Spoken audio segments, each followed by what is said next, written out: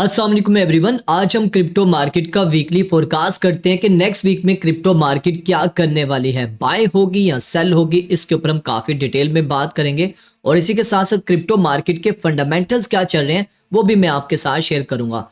इस टाइम अगर आप क्रिप्टो मार्केट की करंट पोजीशन की बात करें तो इस टाइम पूरी की पूरी मार्केट जो है हमें यहाँ पर ग्रीन देखने को मिल रही है। आर्ट्स कॉइन भी हमें यहाँ पर रिकवरी करते हुए नजर आ रहे हैं और बीटीसी भी हमें यहाँ पर रिकवर करता हुआ नजर आ रहा है। और लास्ट वीडियो में मैंने आपको बताया भी था कि 2025 जो है वो क्रिप्टो मार्केट के लिए एक बियर ईयर रहा था, लेकिन 2026 जो है वो मार्केट के लिए बुल रन यानी कि बुल ईयर रहेगा। और इसका असर आप अभी से ही देख रहे हैं और मैंने आपको कुछ लेवल्स भी बताए थे बीटीसी के भी और बीटीसी के डोमिनेंस के भी कि बीटीसी जो है अपने इस लेवल को ब्रेक करने में ऑलरेडी कामयाब हो चुका है और बीटीसी यहां से अपसाइड की तरफ मूव करेगा। उस वक्त बीटीसी 86,000 डॉलर के जोन में था और अभी आप देख सकते हैं बीटीसी कहां पर है इस टाइम।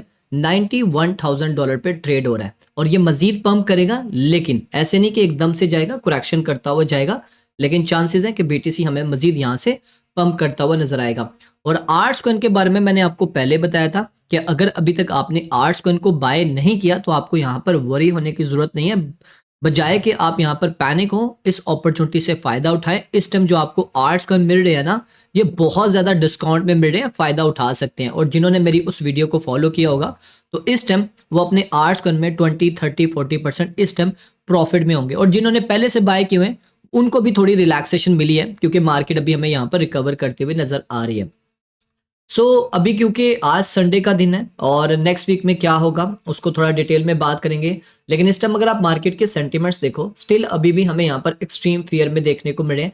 एक्सट्रीम फियर क्यों है? क्योंकि ये डाटा अभी हमारे पास पुराना है, कल आप देखोगे तो ये दोबारा से आपको न्यूट्रल के जोन में जाता हुआ नजर आएगा। अगर मार्केट इसी तरह यहाँ पर स्टेबल रहती है या यहाँ पर मार्केट में आपको ग्रोथ देखने को मिलती है तो फिर मार्केट के सेंटीमेंट्स हमें यहाँ पर चेंज होते हुए नजर आएंगे। कल और परसों के दिन में हमें एक न्यूज़ जो है मार्केट में देखने को मिल रही थी कि यूएस की और जो वेनेजुएला है उनके दरमियान में दोबारा से, हालांकि वेनेजुएला ने क्या करना है, यूएस ने उनके ऊपर जो है वो अटैक किया और जो उनके प्रेसिडेंट है उसको गिरफ्तार कर लिया।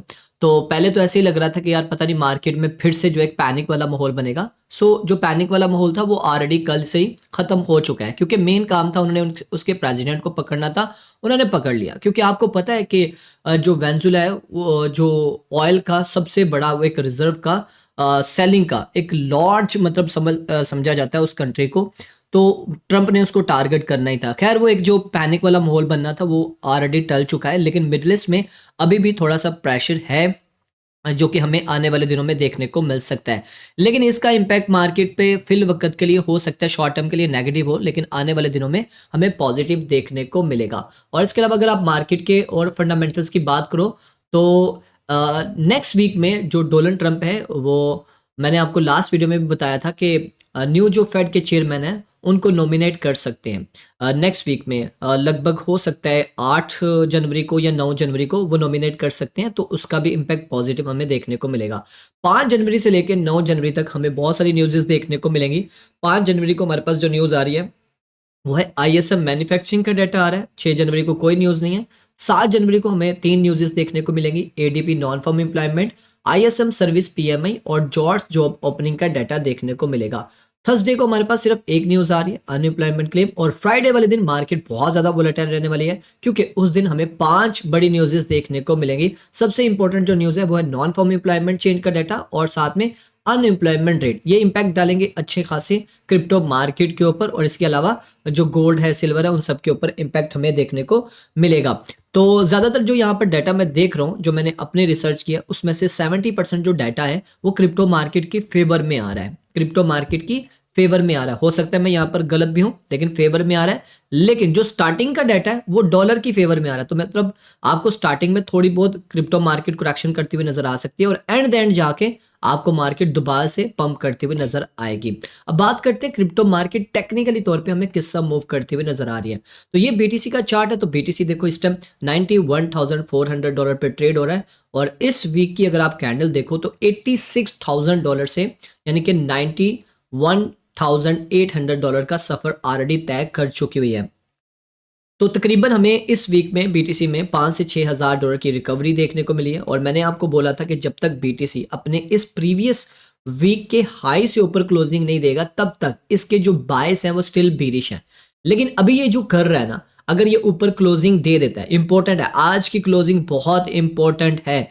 अगर ये 92, 93, 94,000 पे क्लोजिंग दे देगा तो इसका मतलब है कि बीटीसी के बायस दोबारा से बुलिश हो चुके हैं। ये नहीं कह रहे एकदम से ऊपर जाएगा, नो डाउट बीटीसी की जो लिक्विडिटी है वो रनिंग में आ जाएगी और मैं एक्सपेक्ट कर रहा हूँ कि बीटीसी यहाँ से दोबारा से अपसाइड की तरफ जाएगा। लेकिन दरमियान में कुछ फिर वैल्यू गैप्स भी हैं और इसके अलावा जो आपको पता है सीएमई गैप्स भी हैं, उनको वो फिलअप करता हुआ जाएगा। ऐसे नहीं है कि एकदम से ऊपर जाएगा, लेकिन एक उम्मीद यहाँ पर हमारी उजागर हो जाएगी, जाग जाएगी। हम एक्सपेक्ट कर सकते हैं अगर बीटीसी वीकली कैंडल अपने प्रीवियस वीक के हाई से ऊपर क्लोज हो गया तो समझ लो कि आने वाले वक्त में बीटीसी के जो बायस हैं वो बुलिश हैं। शॉर्ट टर्म के लिए बीच में करेक्शन होगी, लेकिन लॉन्ग टर्म के लिए उसके बायस बुलिश हैं, याद रखना, ठीक है। अब यहाँ पर मैं कुछ और भी चार्ट आपके साथ शेयर करूंगा। लास्ट टाइम मैंने आपके साथ जो चार्ट शेयर किया था वो ये वाला था। आपको मैंने यहाँ पर क्या बोला था, डेली का चार्ट। मैंने आपको बोला था कि देखो गोल्ड ऑलरेडी अपने इस मेजर ट्रेंड लाइन को ब्रेक कर चुका हुआ है, जो कि काफी टाइम से रिजेक्ट हो रहा था। देख रहे हो, 1 time, 2 time, 3 time, 4 time, 5 time, 6 time तक यहां से रिजेक्ट हुआ, लेकिन अब इसने इसको ब्रेक कर दिया। थोड़ा सा यहां पर कंसोलिडेशन करता हुआ नजर आएगा, लेकिन चांसेस है बीटीसी यहां से ऊपर जाएगा। उस वक्त 86-87,000 की रेंज में ट्रेड हो रहा था, तो यहां पर आप देख सकते हो अभी कहां पर आ चुका है और अपने इस लेवल को भी ब्रेक कर चुका है। मैं आपको जूम करके दिखाता हूं। यहां पर आप देखो, ये अपने प्रीवियस डे हाईज जितने भी थे, जो कि 14 दिसंबर से लेके ऑलमोस्ट तकरीबन यहाँ पर 4 जनवरी तक जो इस लेवल से रिजेक्शन लेता रहा है बीटीसी, उस लेवल को ये ब्रेक करके ऊपर क्लोजिंग दे चुका है और डेली के बायस भी यहाँ पर बुलिश है।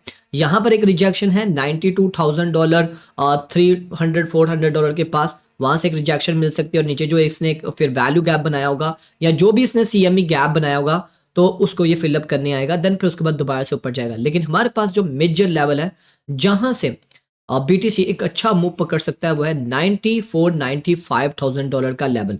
जिस दिन ये लेवल ब्रेक हुआ उस दिन तो कमाल कर देगा बीटीसी। लेकिन ऐसा नहीं होगा कि बीटीसी एकदम से ऊपर जाएगा, जैसे अभी जा रहा है। बीच में ये करेक्शन भी कर रहा है, आपको शायद वो नजर नहीं आ रही।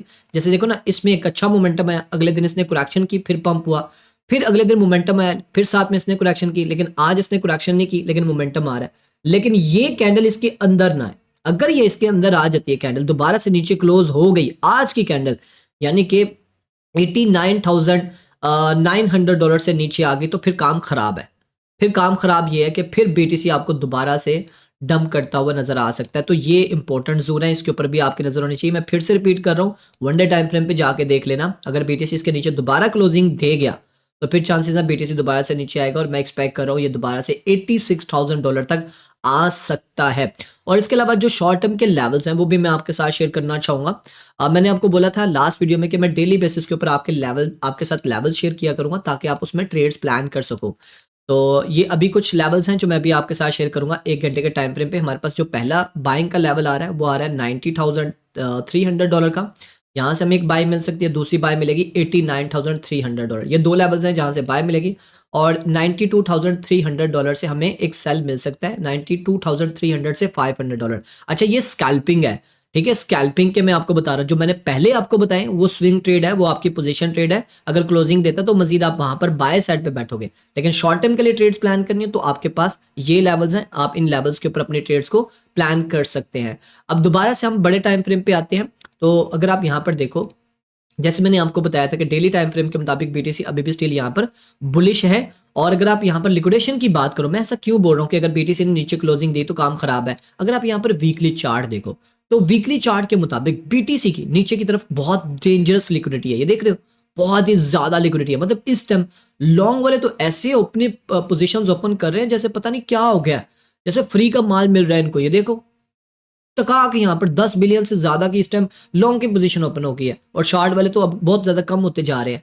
तो मतलब मार्केट मेकर्स क्या करते हैं, जानबूझ के फिर ऐसी मार्केट में न्यूज़ेस लेके आएंगे, लोग मजीद यहाँ पर अपनी लॉन्ग की पोजीशन ओपन करें और फिर वो उनको लिक्विडेट करें, अंडरस्टैंड करें। तो इसलिए यहाँ पर नीचे की तरफ हमें काफी ज्यादा लिक्विडिटी देखने को मिली। अगर इसने डेली की कैंडल नीचे क्लोज कर दी तो फिर ये दोबारा बीटीसी नीचे आएगा और फिर से मार्केट में करेक्शन देखने को मिलेगी और फिर काम खराब होगा। आई होप सो ऐसा ना ही हो तो अच्छा है।